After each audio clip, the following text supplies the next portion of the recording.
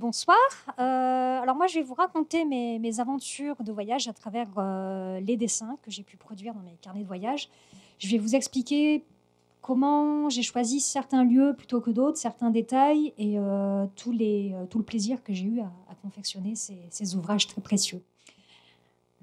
Alors d'abord, pourquoi le dessin d'après nature? C'est parce que quand on est étudiant en beaux-arts, on nous incite beaucoup à sortir, à observer notre environnement pour le représenter. Et j'ai profité d'un voyage à Paris pour aller au but de Chaumont, dont les aménagements vraiment somptueux m'inspirent beaucoup pour faire de très beaux dessins. Il faut savoir que quand on se pose à un endroit, il y a des endroits plus stratégiques que d'autres pour dessiner. Là, par exemple, je suis toujours au but de Chaumont et je commence mon dessin et il y a un garde qui vient me voir et qui me dit « Mademoiselle, il faudrait bouger de là parce que vous êtes assise sur l'herbe et il ne faut pas être assis sur l'herbe. » Alors du coup, je lui dis « Bon, excusez-moi, je finis mon dessin et je m'en vais après. » Une fois mes études terminées, j'exporte mon savoir-faire à l'étranger lors de mes voyages. Et là, je suis à une terrasse de café en Autriche, à Vienne. Et il y a un touriste américain qui s'extasie devant mes dessins. Et il me dit « Oh, mademoiselle, est-ce que je pourrais acheter votre dessin ?» Et je lui dis « Bah non, je suis désolée, c'est pas possible. » Bon, par contre, on se revoit après le lendemain dans un bar parce qu'on a beaucoup sympathisé. Cette fois-ci, je suis dans un grand parc au centre-ville de Vienne et je dessine en catimini ce skater. Mais en fait, au bout de 5 minutes, il vient me voir parce que quand il s'est retourné, il a vu sur les pages tournées de mon carnet les dessins que j'avais fait de lui. Donc du coup, on entame la discussion et là aussi, c'est une très très belle rencontre. On se revoit plusieurs fois au cours du séjour. Vienne, c'est une ville qui est très très riche sur le plan artistique. Par contre, quand je vais dans les jardins du zoo, je tombe sur cette statue assez surprenante et assez déroutante pour les conventions actuelles. Il s'agit d'un chérubin assis sur une otarie. Et j'avoue que je trouve ça très très phallique. Donc ça m'interpelle suffisamment et je le consigne dans mon carnet de voyage. Quelques années plus tard, je fais l'acquisition d'un réflexe numérique. Et c'est un petit peu dommage en fait parce que lors de mon premier voyage au Japon, j'ai cédé à la tentation de la facilité. Pour moi, c'est beaucoup plus facile de faire des réglages sur un appareil photo et de faire clic que de passer 1 heure à dessiner. Donc du coup, je n'ai qu'un seul dessin dans mon premier carnet de voyage japonais. Parce qu'il faut savoir que faire du dessin, c'est quand même long. Là, par exemple, pour celui-là, j'ai passé 1 heure à faire le crayonné sur place et après, j'ai passé une autre heure à tout repasser au feutre. Et donc, c'est quand même une affaire de solitude. C'est plus facile parce qu'on peut s'organiser un peu comme on veut dans la gestion du temps et qu'on peut passer sur place. L'avantage de voyager en solo aussi, c'est qu'on peut flâner jusqu'à trouver le spot idéal. Ce jour-là, je tombe par hasard sur une terrasse de café qui a une vue imprenable sur le mont Fuji.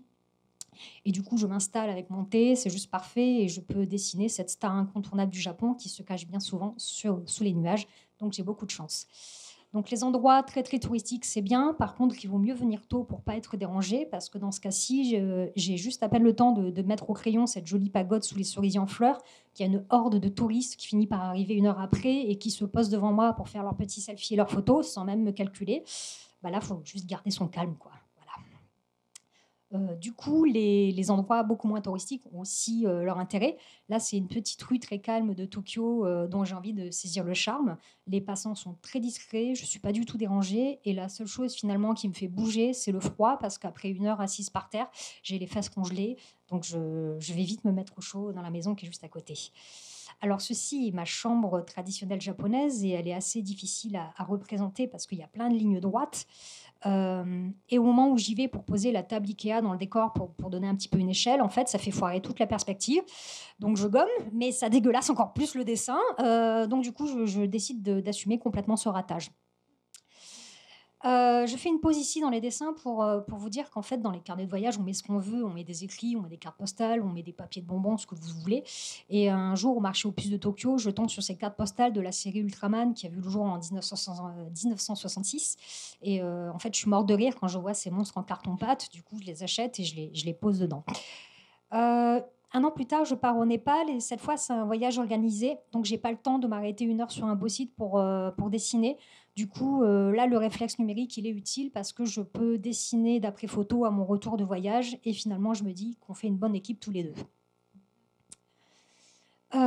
Là aussi, pendant le voyage, j'ai eu l'occasion de voir des trucks, des camions absolument magnifiques et je n'ai pas pu les dessiner sur place. Donc, à mon retour en France, je cherche le plus beau spécimen sur Internet et je le dessine. Et ça relève un peu du masochisme, j'avoue, parce que j'ai passé 3 heures sur ce dessin avec une infinité de détails. Celui-là a été beaucoup plus facile à réaliser puisque c'est d'après un souvenir très marquant. C'est en sortant de l'aéroport de Katmandou, je vois ce chariot avec des boîtes qui contiennent des centaines de poussins. Et je me suis dit, mais qu'est-ce qu'ils font là, ces poussins? Ils vont prendre l'avion aussi? Enfin, j'ai trouvé ça très incongru. En tout cas, quand on vient de France, c'est pas courant de voir ça. Et l'avantage aussi du dessin, c'est que ça nous permet de retranscrire des moments qu'on n'a pas pu prendre en photo. Là, par exemple, c'est en Albanie et j'ai dessiné une histoire d'un chien qui a mangé une guêpe à l'hôtel et qui a enflé. C'était drôle et pas drôle à la fois. Mais heureusement, l'histoire se termine bien pour lui.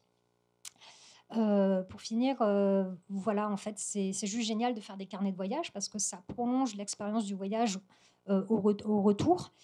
Et puis, c'est vraiment un très grand bonheur de les regarder plusieurs années après. Et du coup, je vous incite, si vous avez envie, à faire vos propres carnets parce que ça n'a pas besoin d'être un pro du dessin. En fait, il suffit juste de commencer par les photos et le texte et le reste suivra.